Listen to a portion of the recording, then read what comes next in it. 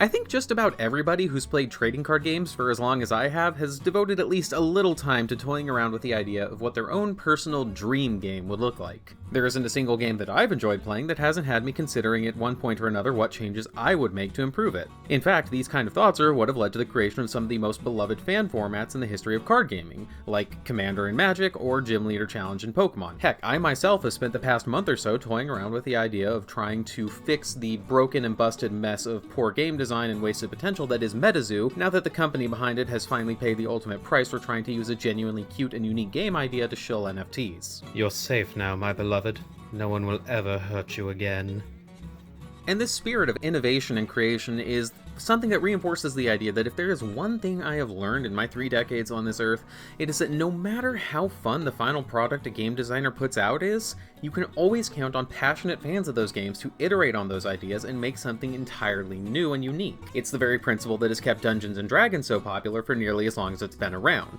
And while I think that TCGs are too wide of a subject in terms of audience appeal for any one game to ever be considered the best TCG, it should come as no surprise that my own personal candidate for the title is the brainchild of somebody who's been a part of this world even longer than myself. The creation of game designer and longtime TCG player Ikeda Yoshimasa, Gate Ruler is a game that can be kind of hard to give an elevator pitch for. For me, the most useful descriptor is that it's a game that sets out to take the best parts of every card game that came before it and synthesize them into what feels like a sort of greatest hits collection of game mechanics that can appeal to every possible game style. If you had the experience when you were younger of trying to use your Yu-Gi-Oh deck to play against your friend's Magic the Gathering deck only to quickly discover how different the design philosophies of those games are, you may have a hard time believing me when I tell you that Gate Ruler is the kind of game that makes that exact type of matchup possible. It's a bold claim, I know, but it's true, and it's all because of Gate Ruler's most important and unique mechanic, the ruler system. The system is something that's going to feel familiar to players of hero-based games like One Piece, WeCross, or even Commander in Magic. When building a deck for your game, you choose any of the available rulers, which will then dictate not only how you play the game, but the rules by which you construct your deck. This might be a little confusing in the abstract, so let me explain by showing you the 2 most basic rulers that the starter decks tend to use to ease people into the game. We're going to start out by looking at Knight, because Knight is the ruler that is going to feel most familiar to players of resource-based games like Magic the Gathering, which obviously most card games tend to iterate off of because it's the most popular one.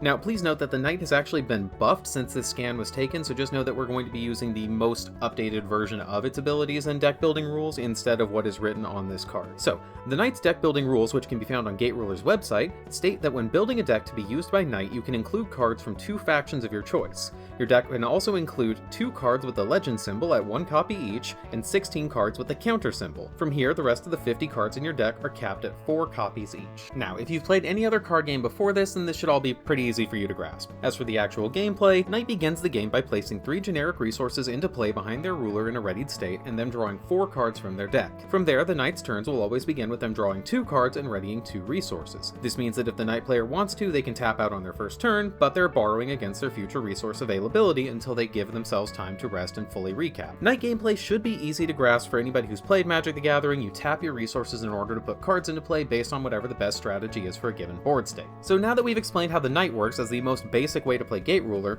we can show what makes the ruler system so special by juxtaposing it against the other most basic way to play Gate Ruler, the Apprentice. Just like the Knight, the Apprentice chooses 2 factions and builds a deck with 50 cards, including no more than 16 counters, 2 legendary cards, and 4 copies of any non-legendary card. However, where things get interesting is what the Apprentice has that the Knight does not: a level cap. You see, the Apprentice doesn't use resources to put cards into play like the Knight does.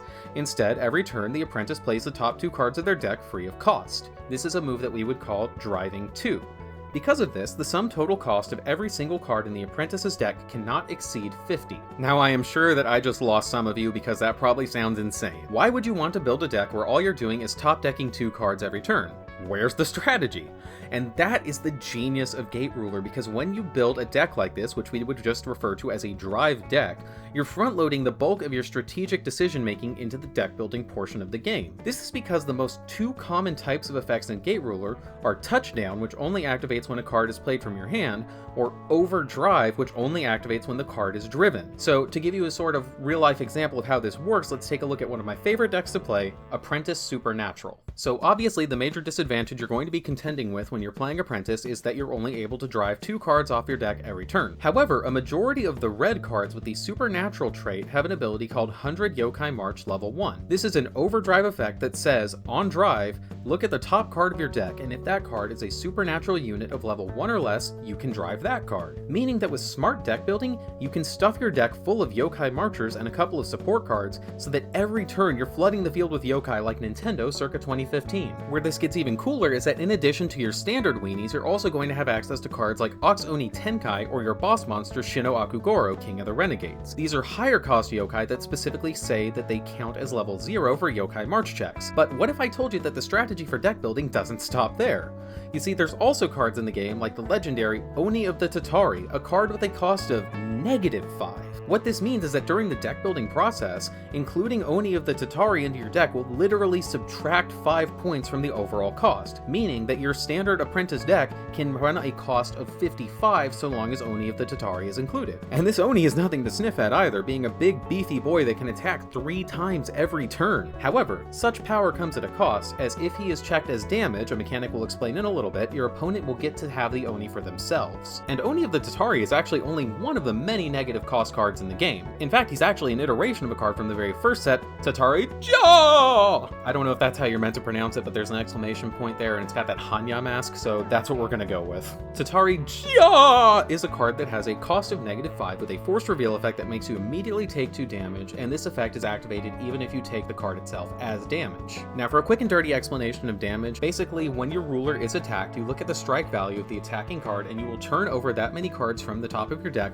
one at a time. Now, if a card that you turn over has a counter ability, then you activate that ability and then put the card in the discard pile, whereas if it doesn't, you put the card in your damage zone.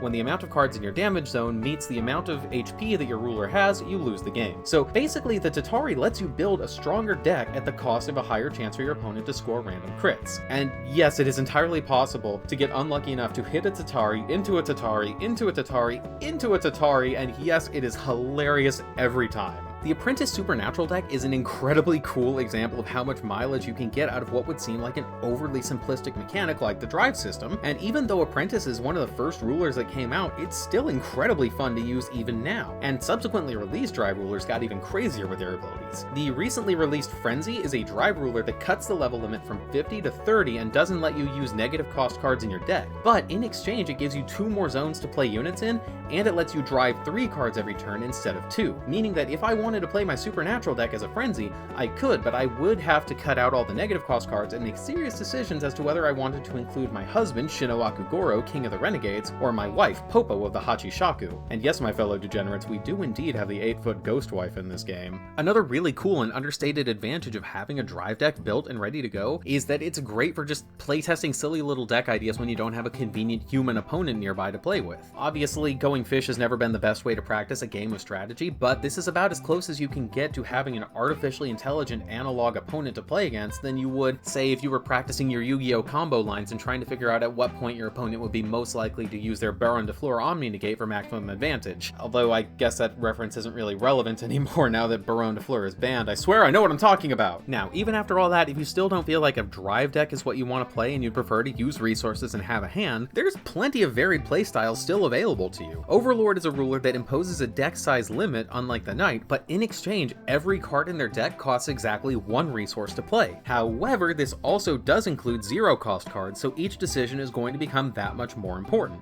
Or, we can talk about the Vanquisher, who instead of making you choose a certain amount of factions to build your deck around, you choose a type of unit, and then you can include units from every faction in the game so long as they're that type. I have a really cool Dragon Vanquisher deck that is this super crazy toolbox that allows me to dig for just about any solution I want because there's a huge variety of level 2 dragons in the game that I can grab with Binoculus of the Shifting Mirage. Of the 20 rulers available to play right now, each of them has a unique combination of playstyle, stat line, and deck building strategy that means that no matter what you're playing, you're going to have a really cool and unique experience. Something that's of paramount importance to me in any card game that I play, aside from the quality of the waifus, is the ability of players to express themselves themselves through the deck that they bring to the table. And Gate Ruler is a game with almost infinite possibilities thanks to the ruler system. And I wasn't kidding about the Yu-Gi-Oh thing, by the way. United is literally just Yu-Gi-Oh! It is a hand ruler with a level limit of 50 that treats all cards as though their costs have already been paid. This high level of variety is actually one of the biggest draws that Gate Ruler has, in my opinion, and it's something that extends beyond the actual gameplay. You see, one of the reasons that I've always had such a strong love for Yu-Gi-Oh! Is the variety of aesthetics and themes it brought to the table. This was indeed a game where you could have a deck based on flower dragons, elemental superheroes, practitioners of dark magic, or whatever the hell Lawnmower Man shit was going on with Cyberse monsters.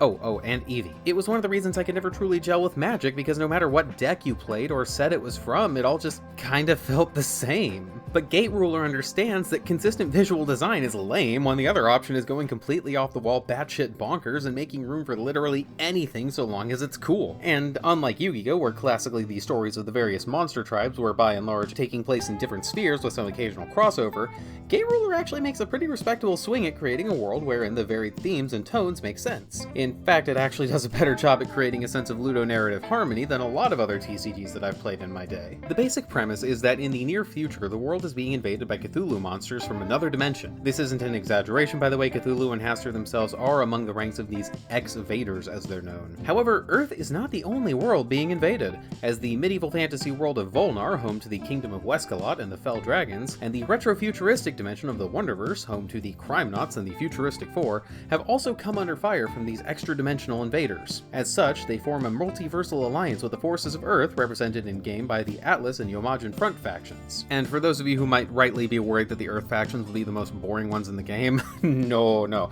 You see, when the X-Vaders infiltrated Earth, it wasn't just the humans who found themselves in danger. The creatures of legend who were still lurking in the shadows now made themselves known to the world and began working at humanity's side to defend our shared home. In the Yomajin Front, the yokai of legend have taken up the fight alongside the military robots that the Japanese government has canonically used taxpayer money to develop, and amongst these yokai are possibly my favorite cards in the entire game, the Exosuit Titan Gashadokuro series.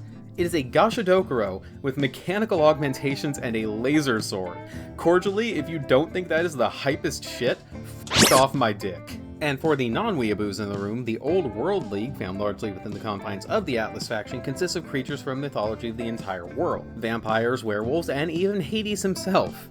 A fan-favorite recurring character from the Old World League is the vampire Levon, who can predict the future, and as a result, the flavor text on his cards is always him predicting new mechanics from the upcoming sets. It's really fun. The OWL is found mostly within the Atlas faction, which also represents the various militaries of the world and is also homes to the Zoo Brigade, their words, not mine. A coalition of tactical militarized furries led by Sergeant Major Badass Buster Kong. There's also zombies and an arms dealer that makes deals with an evil fell dragon Quadruk of Ruin from Volnar because, hey, business is business. I cannot emphasize that enough. This arms dealer from our world creates a suit of weaponized robot armor for an evil magical dragon from a world of medieval fantasy named Vasterus Rex, because why the hell wouldn't he? They are friends, these two. Gate Ruler is the best card game ever made. And speaking of Gate Ruler, let's double back to the namesake. The Gate Rulers themselves. What are they? Well, they're you, silly. In Universe, Gate Rulers are basically superpowered mages who, to quote the official story on the Gate Ruler website, have the power to materialize physical copies of warriors' weapons and phenomena from thin air through the use of special cards. As we see in the artwork of the card 7 Aces, these cards are literally the same as the ones we're using to play the game. In fact, the character in this specific artwork is one of the canonical Gate Ruler characters, Adriano, who is an absolutely hilarious goofball whose story throughout the series has been so much fun to follow. So what's essentially happening when two players sit down to play a game of Gate Ruler is that in-universe, they're having a scrimmage match of sorts to practice their tactics before their next encounter with the X-Vaders. And that is why the rulers that come in the packs and starter decks are these silhouette characters, because they're meant to represent you. You are the Gate Ruler. And that's also why it's so cool that the creator of the game not only allows but encourages players to make custom ruler cards to represent them in battle. Yes, you don't need to bring an actual ruler card from a pack or deck in order to play that ruler. I could walk into an LGS with my photoshopped Berserker that has Mama Raiko in the artwork, and as long as a shop owner didn't toss me out the door like Jazz on the Fresh Prince, we'd be hunky-dory. And now that I've spent so long talking your ears off about what makes this game so great, I'd be remiss to not address the elephant in the room. I've been holding out on making this video for a while now because the last new set to hit America was in 2022, and that set was print to order, making it difficult to get cards as a new player. While I can wholeheartedly recommend picking up a copy of each of the last two starter decks on TCG Player, I didn't want to make this video telling you why I love this game so much until it was feasible for you to have a new set to jump in with. And, now we do. So I started writing the script as soon as the announcement for the US release of Set 6 was made. Since then, we've learned more. We've learned that instead of boosters, this set will be released sort of like an expandable card game. One box of Set 6 will contain 2 copies of every card in the set, meaning that you only need to buy 2 boxes to have a playset of every card from that expansion. This, I actually like. What I don't like is the other half of this Faustian bargain. The boxes come with an MSRP of $200 according to distributor websites. This means that if you want to jump into the game with Set 6, you would be spending $400 in order to get playsets of all the cards you want. I love Gate Ruler. I've spent over a year now holding my breath and praying that the game wasn't dead in the US, so I could continue to tell anybody who would listen how good it is and how we need to get this game the recognition it deserves. And now that it's here, I don't know that I can in good conscience recommend that you buy into the new set. I will not mince words. This is a disgusting anti-consumer release strategy from what previously was one of the cheapest and most user-friendly TCGs you could play. The people behind Gate Ruler in Japan love TCGs and have loved making a product for fans of TCGs, but their English producer has time and again shot any chance this game has had in the West in the foot for what seems like no other reason than apathy. I genuinely believe that waiting this long to release a set that has already been out in Japan for as long as it has, and then completely changing how the players can get these cards in such a money-grubbing attempt is nothing short of an attempt to kill this game in the West. And I don't know how to feel about that. I love Gate Ruler, but if it's surviving in the West means that it keeps this pattern, I don't know how worth it that really is. So, to you watching this video, I can only say this. From a gameplay perspective, I still believe that Gate Ruler is one of the best games ever made. If you tried it for yourself, I'm sure you'd agree. For now though, if you want to get the cards into your hands, here's what I suggest.